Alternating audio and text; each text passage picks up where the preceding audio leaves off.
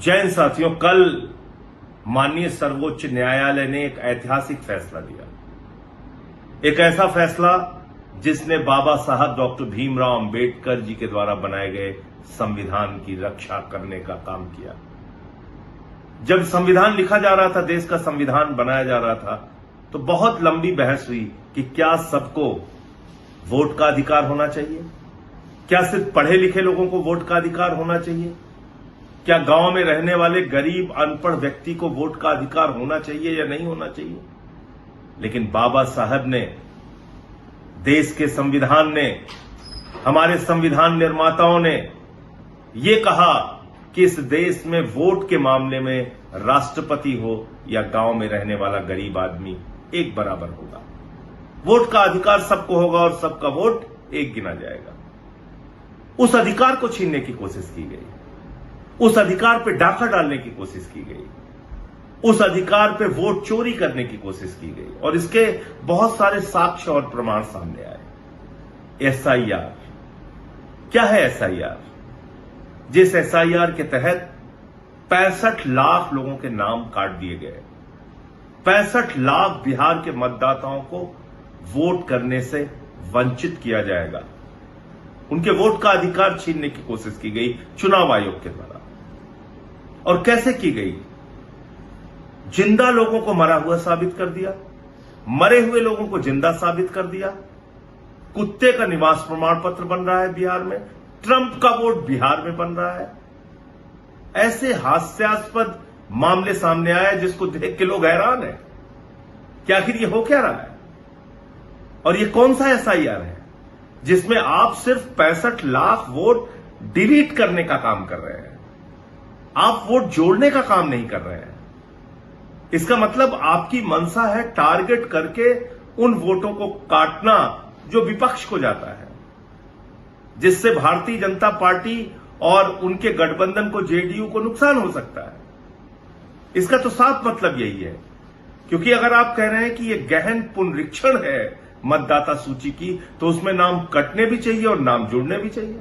आपने तो एक वोट भी नहीं जोड़ा, आपने तो सिर्फ 65 लाख वोट काट दिए, सीधे सीधे काट दिए। और इस पर कल माननीय सर्वोच्च न्यायालय ने कहा कि वो 65 लाख नाम कौन से हैं, आपने क्यों काटे हैं, क्या उसका आधार है, इसको सार्वजनिक कीजिए। चुनाव आयोग ने बहुत सारे बहाने किए, भारतीय जनता पार्टी लगातार उनके पक्ष में खड़ी है। तो ये तो चोर चोर मौसेदे भाई का गठबंधन हो गया।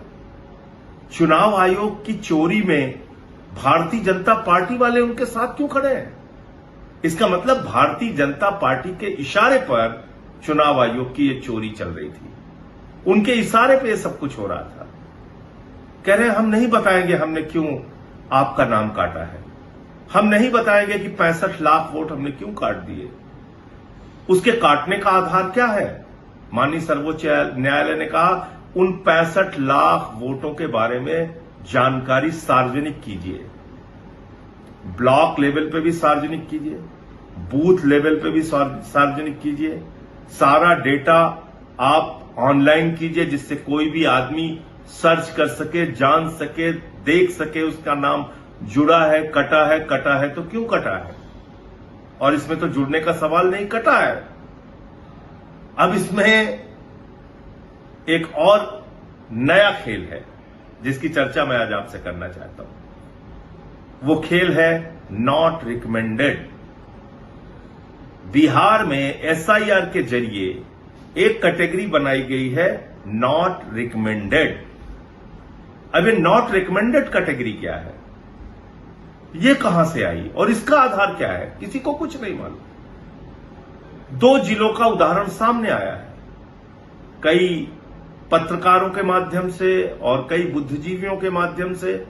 और उसमें क्या कहा गया है कि इस गहन पुनरीक्षण प्रक्रिया के जरिए, यानी कि एसआईआर के जरिए, दरभंगा डिस्ट्रिक्ट में जहां पर 30 लाख वोट थे उसको काट कर 28 लाख वोट कर दिया गया, यानी 2 लाख मतदाता एसआईआर के जरिए डिलीट कर दिए गए। अब बचे 28 लाख मतदाता। अब उन 28 लाख मतदाताओं में 2,94,000 मतदाताओं का नाम बीएलओ के द्वारा नॉट रिकमेंडेड कर दिया गया। बात को समझिए, बूथ लेवल ऑफिसर जो लेखपाल होता है, जो स्कूल का टीचर होता है, या कोई और अधिक छोटे जो क्लास 3 के कर्मचारी होते हैं, उन्होंने नॉट रिकमेंडेड कैटेगरी में 2,94,000 वोट सिर्फ और सिर्फ दरभंगा जिले के रख दिए। अबे नॉट रिकमेंडेड किस आधार पे किया उन्होंने? यानी कि एक बीएलओ कह रहा है कि संजय सिंह का नाम जुड़ना चाहिए, नहीं जुड़ना चाहिए, और हम रिकमेंड कर रहे हैं कि इनका नाम नहीं जुड़ना चाहिए। किसी विकास, किसी सुनील, किसी का नाम जुड़ना चाहिए या नहीं जुड़ना चाहिए, हम रिकमेंड कर रहे हैं कि ये नहीं जुड़ना चाहिए। ये कौन कह रहा है? बीएलओ कह रहा है। और ऐसे कितने मतदाता है एक जिले में? 2,94,000। दूसरा मामला आया है कैमूर जिले का। कैमूर जिले में भी 1,40,000 के करीब मतदाता ऐसे हैं जिनको बीएलओ के द्वारा नॉन रिकमेंडेड कैटेगरी में डाला गया है। अब बात को समझिए, अगर ये काम पूरे बिहार में हो गया तो ये 65 लाख वोटों का मामला ठीक होने के बावजूद लाखों वोट बीएलओ के नॉट रिकमेंडेड कैटेगरी के अंदर कट जाएंगे। इसीलिए कई बार सुप्रीम कोर्ट में दलील दी गई कि यह मामला सिर्फ 65 लाख का नहीं है। जब अंतिम सूची आएगी उस समय 1 करोड़ से ज्यादा वोट काट दिए जाएंगे।